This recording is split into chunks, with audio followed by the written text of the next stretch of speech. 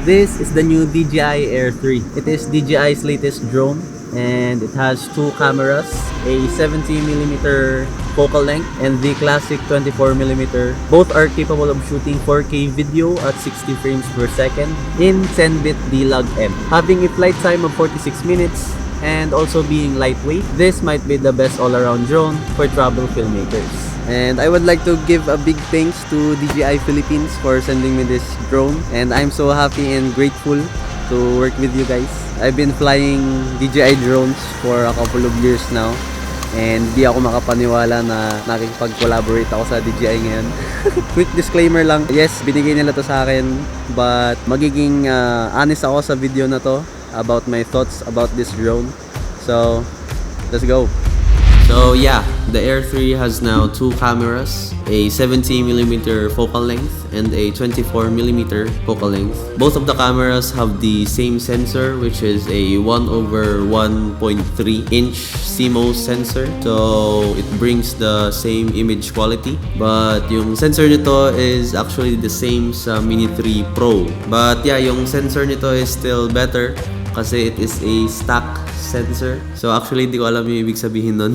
But the 24mm camera has now a 1.7 aperture. It now performs better in low light conditions. And the Air 3 can shoot up to 4K 100 frames per second. Also in 200 frames per second in 1080p. So yeah, you can really get that super smooth slow motion. So soon gagawa ko ng comparison video about the Air 3 and the Mini 3 Pro. So stay tuned for that. Both of the cameras can shoot up to 10-bit in D-Log M. So yung D-Log M is like the medium dynamic range. Sa mga Mavic drones or yung Mavic 3 is meron silang picture profile na D-Log, yung pinaka-log talaga na. So ito naman is D-Log M. Log pa rin siya but it's less lag. It's less flat. So parang ano lang siya sa mga Sony cameras, S-Log 2. So parang ganun dito. And yeah, it shoot 10-bit footages. So maganda mag-color grade pag yung footage mo is shot in 10-bit kasi we are getting more color depth. So the Air 3 has now a flight time of 46 minutes. So that is really crazy. Naalala ko dati sa pinakaunang Mavic Air na drone is like parang 20 plus minutes lang yata. Napakalayo na ng in-upgrade ng technology ngayon. Yeah, and naramdaman ko talaga yung pagkatagal ng 46 minutes na yun. And feeling ko parang ang tagal ko na nagpapalipad, and then nakita ko sa remote meron pa siyang 50%, 70% ganun. So actually kahit isang battery lang yung gamit mo, ang dami mo nang ma-shoot na videos. So the Air 3 actually looks like a mini Mavic 3 because of the sensors and the overall body niya. Mukha na siyang Mavic 3. But speaking of sensors, it now has a omnidirectional sensing, and it's like a 360-degree view. Kahit anong side is na sense niya kung merong obstacle or kung merong tatamaan, ganun. Paikot na yung sensor niya. So yun guys, ngayon testing natin yung obstacle avoidance ng DJI Air 3. And yan, dito ako ngayon sa malawak na lugar and may mga puno din. So try natin diretso sa puno. Titingnan natin kung iiwas siya or hihinto. So yeah, try mo natin yung forward and backward movement. So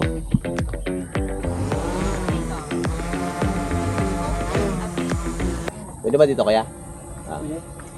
Palipad lang. Wow! Ginabahan ako dun.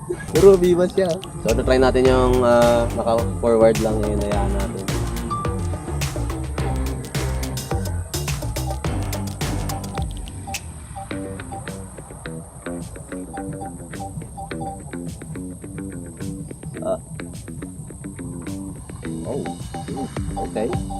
Okay. Balik natin. So, try naman natin yung sidewards sensing niya kasi nga 360. So, ang gagawin ko is mag-orbit ako dito sa and merong puno. So, tingnan natin kung titigil siya.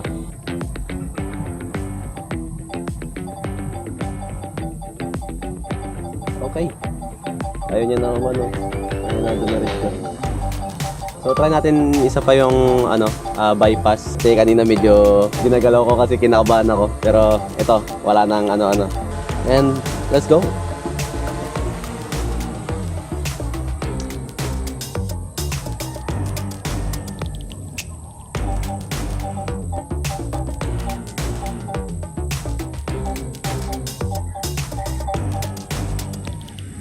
So try natin i-ride dito sa puno na to.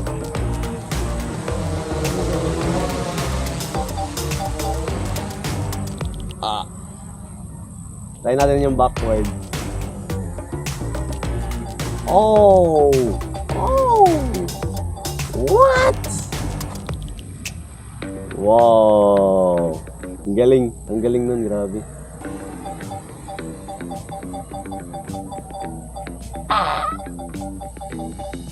Wow!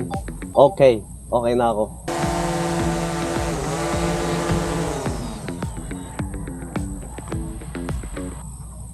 So kitang-kita nyo naman na kung paano siya umiwas. Noong una medyo skeptical pa ako kasi siyempre baka tumama. Pero nung huli, tinry ko diretso talaga and meron talagang puno sa gitna. Then kita nyo naman gumanon siya. Left, right, parang crossover lang na. So yun lang, yun yung obstacle avoidance ng DJI Air 3. Masasabi ko lang na sobrang smooth and sobrang legit. Now for the photo specs, it can shoot up to 48 megapixel photos. And of course, JPEG and RAW. And may option din siya to shoot in 12 megapixel. So, hindi ko alam bakit ganon. Siguro pag 12 megapixel yung sinelect mo is mas magaan yung file size. Sa tingin ko lang ganon. Here are some sample shots.